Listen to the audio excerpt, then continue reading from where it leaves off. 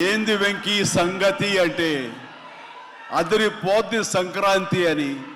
ఏంది బాసు సంగతి అంటే మనదే కదా సంక్రాంతి అని, ఎరగదిద్దాం సంక్రాంతి అని అంటాం.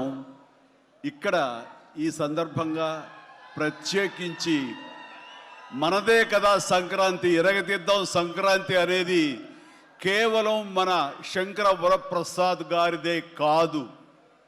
ఈ సంక్రాంతి మొత్తం మన తెలుగు పరిశ్రమది అవ్వాలని మనస్ఫూర్తిగా కోరుకుంటున్నాను.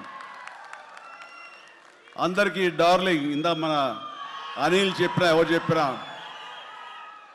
ప్రభాస్ రాజా సాబ్ కానీ,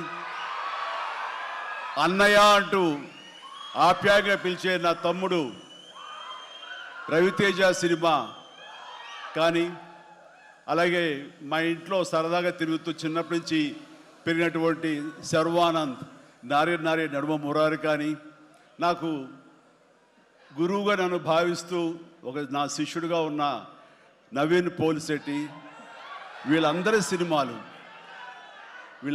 సినిమాలు కూడాను ఈ సంక్రాంతికి సూపర్ హిట్ అవ్వాలని, తద్వారా వాళ్ళకి విజయం లభించడమే కాదు, తెలుగు సినిమా పరిశ్రమకు, నిర్మాతలకు, బయ్యర్లకి వీళ్ళందరూ కూడా సుభిక్షంగా ఉన్నప్పుడే అదే నిజమైన సంక్రాంతి.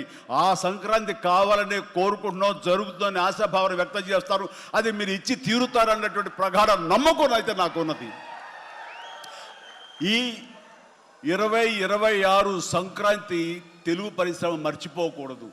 అలాంటి సంక్రాంతి మీరు మాకు ఇవ్వాలి. ఎందుకంటే ఇక్కడ ప్రతి cinema comedy genre, family genre తోటి, ఎంటర్టైన్మెంట్ జోనర్ తోటి పర్ఫెక్ట్ సంక్రాంతికి వచ్చే సినిమాలు ఇవన్నీ, సంక్రాంతికి నచ్చే సినిమాలు ఇవన్నీ.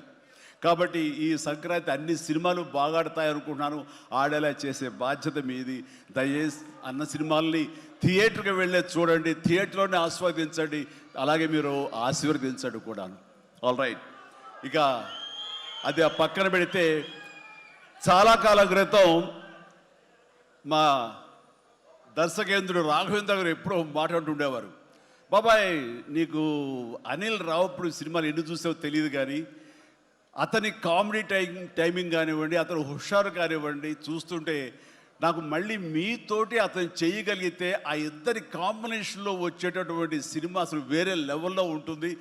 ఐ విష్ మీరు త్వరగా చేయాలని, కలవాలని నేను కోరుకుంటున్నాను. అది ఎప్పుడు వస్తుందో ఏంటో తెలియదు. ఎన్నో సంవత్సరాల క్రితం అన్నారు, కానీ సరిగ్గా ఈ సంవత్సరం బిగినింగ్లోనే ఆయన చేతుల మీదుగానే క్లాప్ కొట్టి ఈ సినిమా ప్రారంభించారు.